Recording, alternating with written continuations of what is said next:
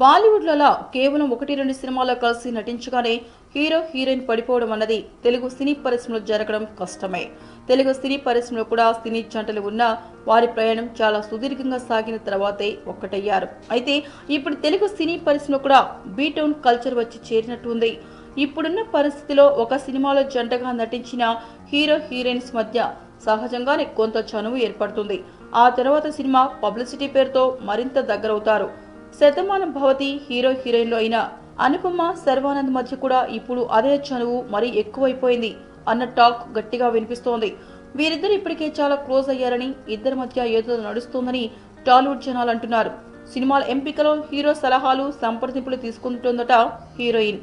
ఇందుకే ఇటీవల 2 సినిమాలను వదులుకుంది. ఈ సినిమాలను వదులుకోవడానికి పలు కారణాలు బయటకు వచ్చినా దీని వెనుక హీరో హస్తం ఉందని, అతగాడి సలహా మేరకే వాటిని వదులుకుందని అంటున్నారు. రీసెంట్ గా అనుపమకి ఒక పెద్ద సినిమా ఆఫర్ వచ్చినట్టే వచ్చి చేజారిపోయిన విషయం తెలిసిందే. ఆ సమయంలోనే శర్వా ఈ అమ్మడికి దగ్గర ఉండి మరీ ధైర్యం చెప్పాడట.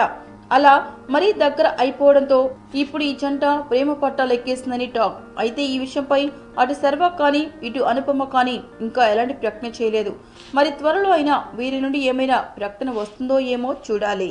ఏంటండి, వీడియో నచ్చిందా? అయితే ఓ లైక్ వేసుకోండి, లేదంటే ఓ కామెంట్ చేయండి. ఎప్పటికప్పుడు మా వీడియోస్ చూడాలంటే సబ్స్క్రైబ్ చేసుకోండి.